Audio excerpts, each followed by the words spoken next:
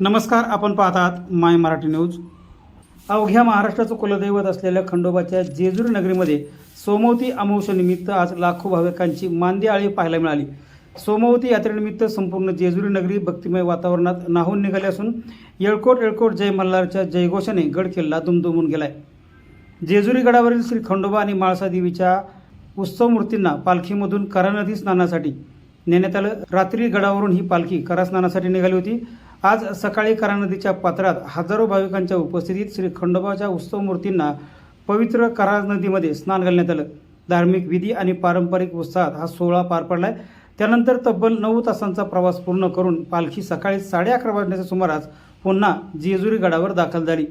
पालखी गडावर पोहोचताच खांदेकरी, मानकरी, पुजारी आणि देवस्थान ट्रस्टच्या विश्वस्तांनी पालखी खांद्यावर घेऊन खंडोबा मंदिराला 5 प्रदक्षिणा घातल्या आणि यानंतर खंडोबाची महाआरती करण्यात आली।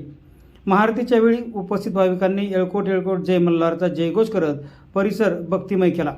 राज्याच्या विविध भागातून तसेच परराज्यातून आलेल्या लाखो भाविकांनी श्री खंडोबाचे दर्शन घेत नवस फेडले। कडक पोलीस बंदोबस्त, नियोजनबद्ध वाहतूक व्यवस्था आणि विविध शासकीय विभागांच्या समन्वयामुळे यात्रा शांततेत व उत्साहात पार पडली।